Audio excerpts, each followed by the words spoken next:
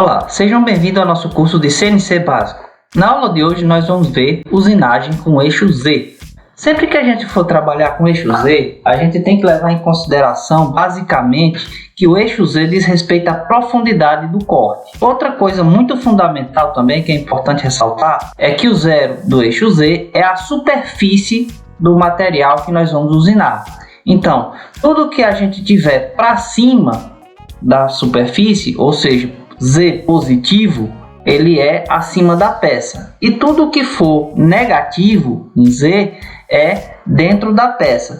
Então, se a gente quiser cortar uma peça com 10 milímetros de profundidade, o eixo Z deve estar a menos 10, porque menos é dentro da peça. Atenção!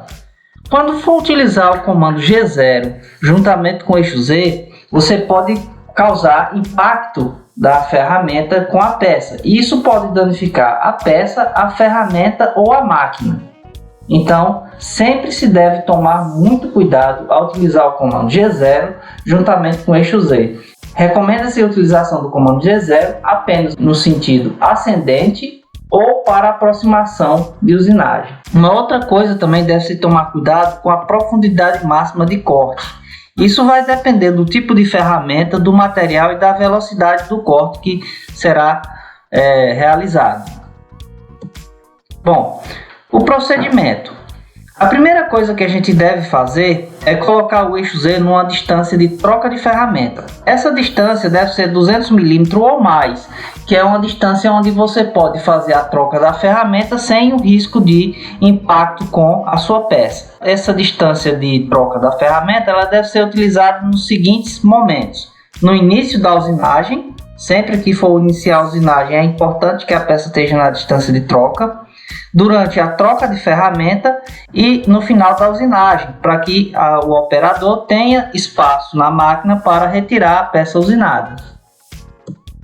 Bom, nós temos também a distância de segurança. A distância de segurança ela é geralmente aproximadamente 10 mm.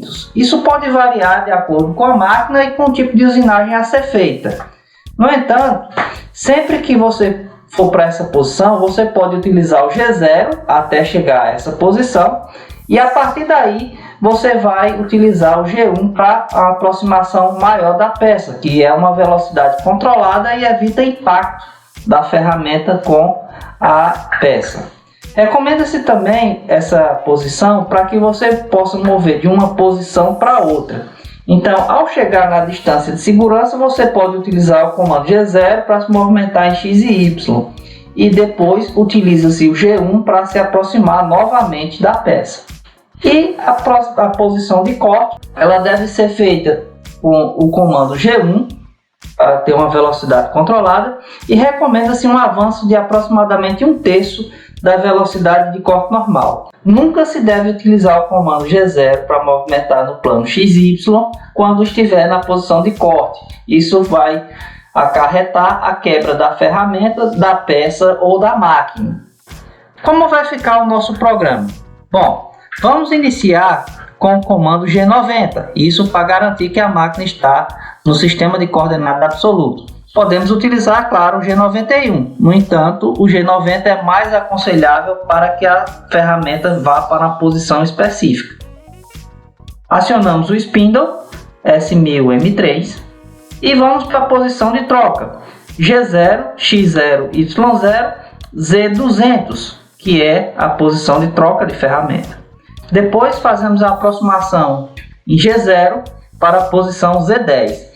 Note que essa aproximação não vai utilizar os endereços X e Y. Isso para evitar que haja impacto com alguma parte da minha peça que seja mais elevada. Depois utilizamos o comando G1, Z-10 e o F em 33, que é 1/3 de 100 aproximadamente, para que a ferramenta penetre na peça fazendo o corte inicial. A partir daí nós podemos usar o comando G1 com os endereços X e Y para fazer a usinagem.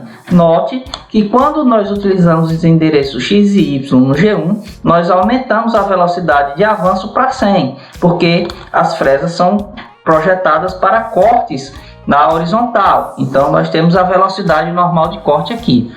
Fazemos o contorno e no final utilizamos o comando G0, ou seja, o movimento rápido, para Z200.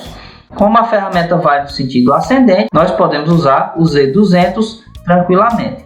E finalmente terminamos o programa com o M30. Agora vamos recorrer ao simulador para ver como funcionam essas operações. Iniciaremos aqui o comando como descrevemos anteriormente. Começamos com o comando G90. Depois acionamos o spindle. E depois vamos para a posição de segurança.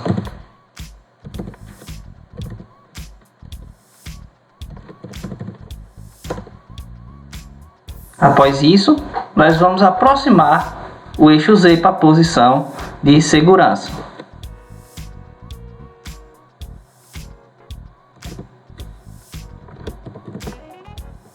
Agora nós vamos para a posição de corte, utilizando o comando G1, Z -10, -10 porque nós vamos cortar 10 mm de profundidade, e o F a 33. Depois nós vamos fazer o perfil, nós vamos fazer um quadrado de 100 mm.